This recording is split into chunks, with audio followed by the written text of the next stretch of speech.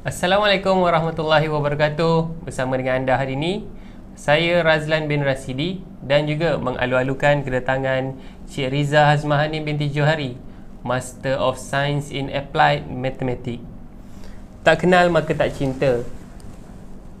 PPSMI merupakan satu kesilapan.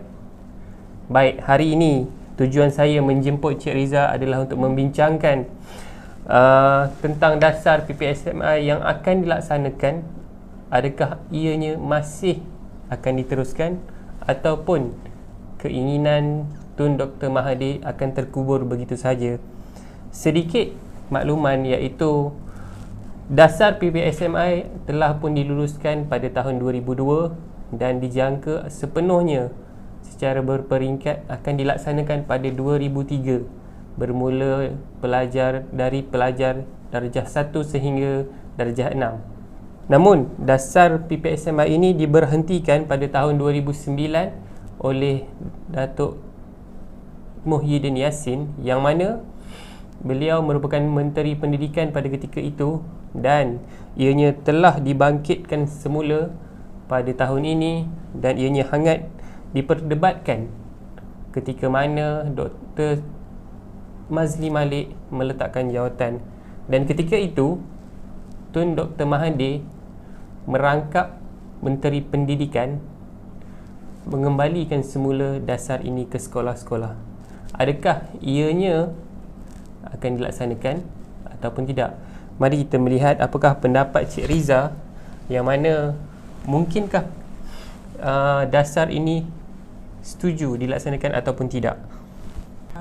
Okey, seperti yang sedia maklum, PPSMI ni adalah dasar kerajaan, yang mana objektif untuk PPSMI ni adalah untuk menjadikan anak-anak muda kita mampu berdaya saing secara peringkat global. Namun anak-anak muda ni bukanlah tikus makmal yang boleh dijadikan bahan uji kaji untuk pihak kementerian. Itu yang pertamalah. So yang kedua, untuk meningkatkan, untuk memudahkan perolehan ilmu dalam bidang sains dan matematik. Contoh dalam terms terma-terma dalam matematik ni, ada certain terma tu yang kalau kita tukarkan dia daripada bahasa Inggeris ke bahasa Melayu, dia akan jadi pelik sikit. Contohnya integration. Integration bahasa Inggeris, bila convert dalam bahasa Melayu jadi pengkameran. Jauh larinya tu. Okay. So tak faham kan. So even saya masa belajar pun saya tak faham pengkameran tu. Tapi itu ada kelebihan dan kekurangan dia lah. Kenapa kita perlukan kira macam dalam matematik dan sains, ada term-term yang kita perlu kekalkan dalam bahasa Inggeris untuk memudahkan kita belajar dan untuk mudah faham lah. Okey, last sekali adalah untuk meningkatkan kebolehan anak-anak muda kita bertutur dalam bahasa Inggeris. Kiranya dalam kelemahannya ada juga kebaikannya, iaitu untuk meningkatkan kebolehan anak-anak muda kita dalam berbahasa Inggeris. Ya, betul. Wow, anak-anak kita bukanlah tikus makmal untuk dikaji oleh kementerian. Jadi berdasarkan apa kenyataan yang dikeluarkan oleh Cik Riza tadi, apakah yang menguatkan lagi sama ada dasar ini perlu ataupun tidak dilaksanakan? Okey, baik untuk saya katakan, ya Tuan Azlan. Okey, kita lihat dari sudut awal pendidikan kanak-kanak. Dasar ini bermula daripada secara berperingkat pada tahun 2003, yang mana kita bermula daripada darjah 1 hingga ke darjah 6. Okey, kenapa saya mengatakan kita lihat daripada peringkat awal, ya Tuan Razlan, ya? Okey, sebab bahasa yang kita gunakan adalah bahasa Melayu di rumah. Bahasa bertutur lah, bahasa pengantar. Tiba tak ada suara pula. Okey. Namun ada segelintir masyarakat yang berkemampuan pada mulanya dah menghantar anak mereka ke taska. Contohnya seperti Lita Khalif yang yang dah mula mengajar dalam bahasa Inggeris. Ya, sejak awal sejak awal. Tapi dia merupakan kejutan untuk kanak-kanak yang bermula daripada tabika dan pasti ni. Tapi saya bukanlah nak merendahkan institusi tersebut, sebab saya pun bukanlah siapa-siapa untuk mengatakan dasar ini perlu diteruskan ataupun ataupun tidak. Okey. Tapi ini kerana setanding dengan negara-negara maju seperti Jepun yang mengiktiraf bahasa ibunda mereka sebagai bahasa utama dalam pembelajaran. Ya, betul. Jika kita lihat ya, seandainya kita ke negara Jepun, even kita pandai bercakap sedikit pun tentang bahasa Inggeris ni, even kita say thank you, mereka dah cukup hormat kita. Sebab mereka terlalu mengutamakan bahasa Jepun sebagai bahasa utama mereka, dan bahasa Inggeris menjadi bahasa kedua dalam pembelajaran mereka. Betul dari sudut apa yang Cik Riza katakan. Iaitu kiranya isu PPSMI ini sangat hangat diperkatakan dan masih lagi panas. Namun dasar ini telah pun dimansuhkan sepenuhnya pada 2012, dan sebagai seorang sarjana di dalam matematik, adakah pembelajaran dalam bahasa Inggeris ini memberikan kesan yang tinggi dalam menaikkan bahasa itu sendiri? Sedangkan negara-negara maju seperti mana yang Cik Riza katakan tadi, seperti Jepun, menggunakan bahasa ibunda mereka sebagai bahasa pengantar. Okey. Baik. Untuk PPSMI ni sememangnya memberikan pendedahan sebanyak 15 ke 20% dalam bahasa Inggeris.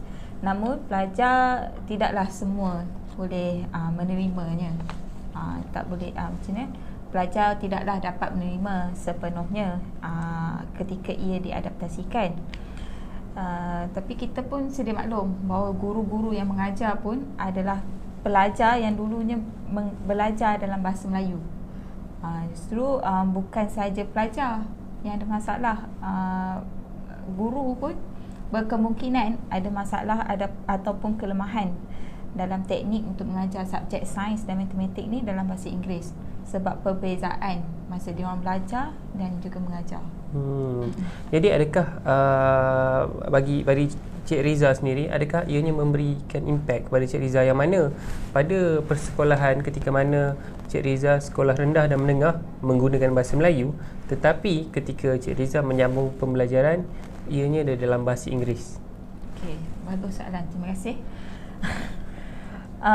Untuk pendapat saya lah, secara peribadinya pendapat saya, tapi saya betulkan saya belajar sekolah menengah bahasa Inggeris, sekolah rendah je bahasa Melayu. Untuk secara peribadinya pendapat saya, kita mulakan dasar PPSMI ni pada peringkat menengah, sekolah menengah, supaya pada peringkat sekolah rendah lebih mudah untuk kita menarik minat pelajar-pelajar untuk belajar perkara-perkara asas sains dan matematik ni dalam bahasa Melayu. Kiranya kita mendedahkan dahulu matematik dan sains ini dalam bahasa Melayu pada peringkat awal, supaya mereka lebih berminat dan cenderung pada bahasa tersebut, subjek tersebut. Bermula pada sekolah menengah, baru kita menggunakan pelaksanaan dasar PPSMI ini. Kita juga melihat dari sudut masyarakat luar yang mana pendapat-pendapat mereka, dan juga satu kajian telah dilaksanakan oleh pembina, iaitu Pemufakatan Badan Ilmiah Nasional pada Disember 2008 tentang tahap kompetensi guru dan juga implikasinya terhadap modal insan murid, dan keputusannya agak mengecewakan dan ia membantutkan kecerdasan pelajar itu sendiri. Jadi, apa pandangan Cik tentang perkara ini? Okey, sudah pastinya guru akan mencampur adukkanlah bahasa Inggeris dan bahasa Melayu ni dalam teknik pembelajaran, sebab tak semua pelajar faham maksud yang nak disampaikan. Sebab pengalaman saya sendiri, saya mengajar student, bila saya terangkan dalam bahasa Inggeris 5 minit je, 5 minit dah hilang fokus. Kiranya pelajar tak fokus lah. Dia kurang fokus. Sebab dia tak berapa faham. Tak faham apa yang saya nak sampaikan lah. Jadi apa tindakan saya macam mana saya nak tarik balik minat dia orang tu, saya terangkan dalam bahasa Melayu. Masa pembelajaran tu akan jadi singkat sikit lah, sebab kita kena mengajar dua bahasa. Kena terangkan dulu bahasa Inggeris, baru translate balik dalam bahasa Melayu. Jadi dia akan berbalik kepada skill guru-guru masing-masing lah. Macam mana dia orang nak tarik balik minat pelajar ni supaya dia orang ni lebih fokus dan lebih faham. Semestinya semua pihak memainkan peranan penting dalam melaksanakan dasar PPSMI ini.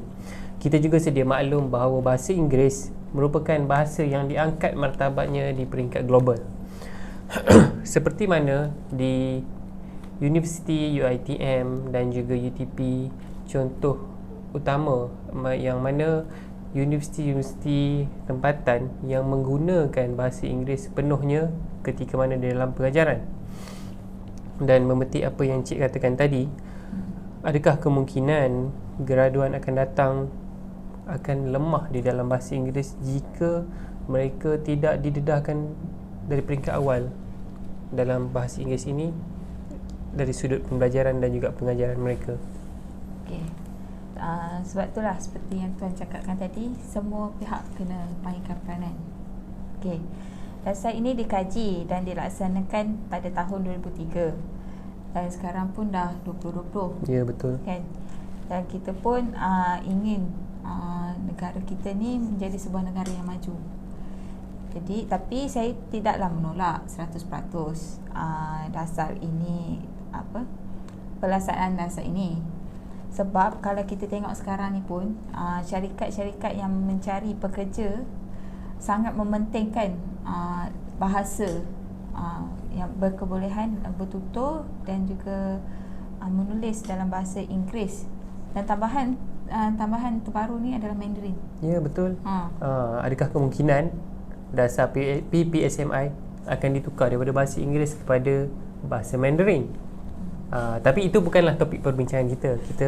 Kita berbalik kepada perbincangan kita, iaitu bahasa Inggeris. Bahasa Inggeris. Jadi kita perlu meningkatkan pembelajaran dan pengajaran sains dan matematik ni dalam bahasa Inggeris supaya graduan kita semakin berkualiti.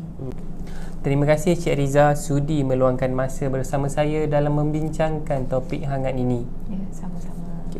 Sampai kita berjumpa lagi dalam episod seterusnya, yang mana kita akan membincangkan lagi isu-isu panas yang mana mungkin berkait rapat dengan masyarakat pada masa kini. Terima kasih.